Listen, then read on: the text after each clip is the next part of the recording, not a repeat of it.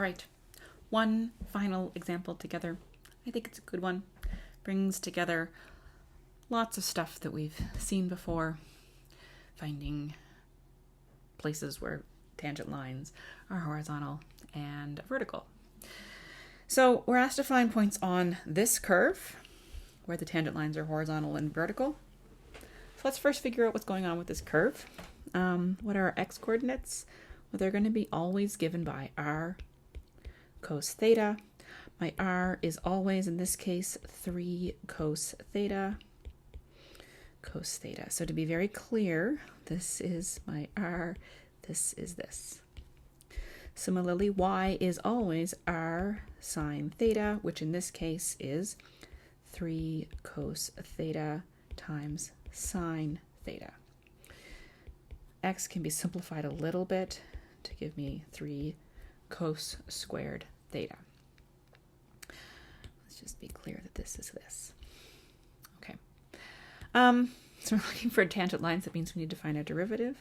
So we're looking for dy dx. Well, that is dy with derivative of y with respect to theta divided by the derivative of x with respect to theta. Now we need to take some derivatives. Okay, so the derivative of y with respect to theta. So I'm going to be taking this derivative. And I meant to change colors. This derivative. Okay. With respect to theta. And I'm going to need to use the product rule. That's fine. That's a thing I can do. So the derivative of the first is negative sine. So I've got 3 times negative sine theta times sine theta plus 3 cos theta. Derivative of sine theta is cos theta again. And next I'm going to take this derivative here. All right, so that is going to be 6. The derivative of the outside function, bring the exponent down. In front, cos theta times negative sine theta. This will simplify some. Can factor out a 3, and I've got cos squared theta minus sine squared theta. And this is over negative 6 cos theta sine theta. Okay. Now, there are some identities here that you may have in your back pocket, or maybe you need to look up. I will give them to you here. This. Oh, not quite. I'm going to make 6 3 times 2. This one, 2 times cos theta sine theta. That is sine 2 theta. Okay. This, similarly, is cos 2 theta. If you run into this in an exam, I would give you some hints about cos squared theta minus sine squared theta is cos 2 theta. Okay? You don't necessarily need to have everything in your back pocket. I can nudge you along in a timed assessment. My 3's cancel, which is very nice, and I am left with negative cos 2 theta over sine 2 theta. And that is exactly negative cotangent of 2 theta. Great, right? Yeah, absolutely, great. Let's keep moving. We're going to be looking for horizontal tangent lines. And vertical, but let's start with horizontal.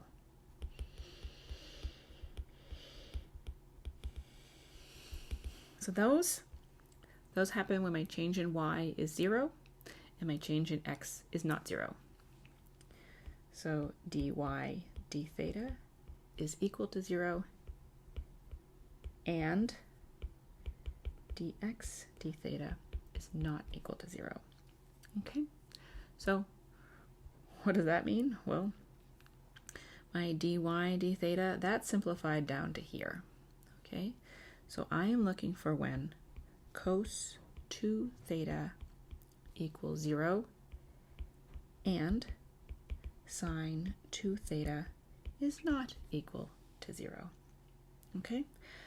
Well, when does that happen? Well, that happens like when the angle, big picture angle, is pi over 2 and 3 pi over 2, okay? But my angle is this 2 theta, so this is implying that 2 theta is equal to pi over 2, or 2 theta is equal to 3 pi over 2. Okay, that's corresponding to this point and this point. All right? Okay, so we got to simplify this, actually figure out what my theta is, because I've got 2 theta is equal to this. So I get that theta is equal to pi over 4, or theta is equal to 3 pi over 4. Okay, great. Let's figure out what am I looking for? I'm finding the points on the curve where the tangent lines are horizontal or vertical. All right, so I've got my angle. Let's figure out what my distance is, what my r value is. So if this is 1, the r value corresponding to 1, well, that is always 3 cos theta, right? And in this case, theta is pi over 4, which is root 2 over 2. Okay, and so that gives me, so we have a horizontal tangent line at pi over 4. Nope, you're right, r first. 3 root 2 over 2 pi over 4, okay? This is polar coordinates. You do need context to feel confident about this, okay? 2. Same idea. R equals 3 cos theta always, but in this case, theta is 3 pi over 4.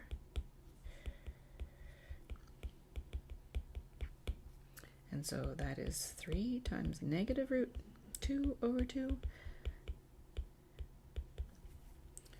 And so we have a horizontal tangent at negative 3 root 2 over 2, 3 pi over 4. Okay, those are my horizontal tangents. We're asked about vertical though, so let's keep going.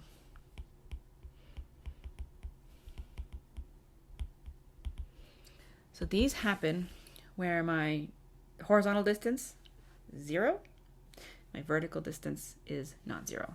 Vertical change is non-zero, okay? So dx d theta, that is equal to 0, and dy d theta, that is not equal to 0. So, reminder, this is our thing. So dx d theta, we're looking for that to be equal to, we want sine of 2 theta to be 0.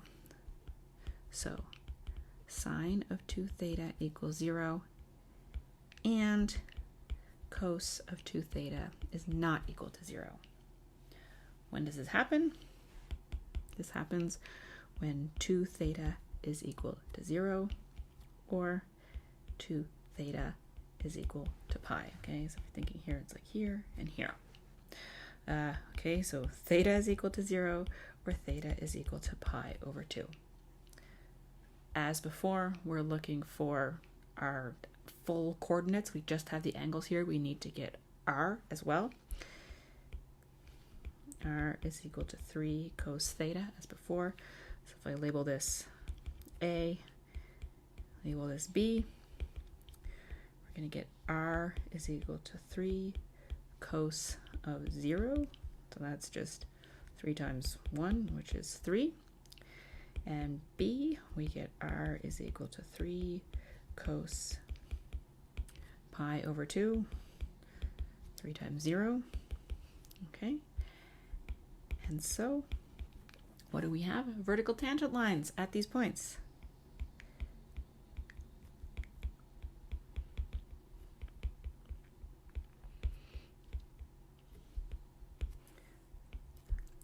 Three. Okay. 3, so A corresponds to angle 0, okay, 3, 0, so this is here and here, okay, and 0 pi over 2, okay, so this thing, this is along my polar axis, and this is actually at the pole, right on it, and both are in polar coordinates.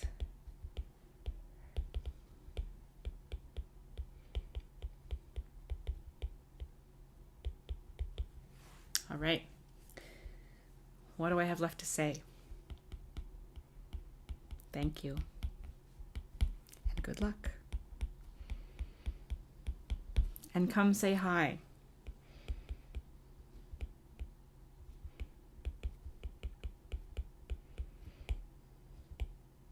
I'd love to meet you. Good luck, good luck, good luck. I hope you all have great exams. And I hope to see you around. Have a good summer.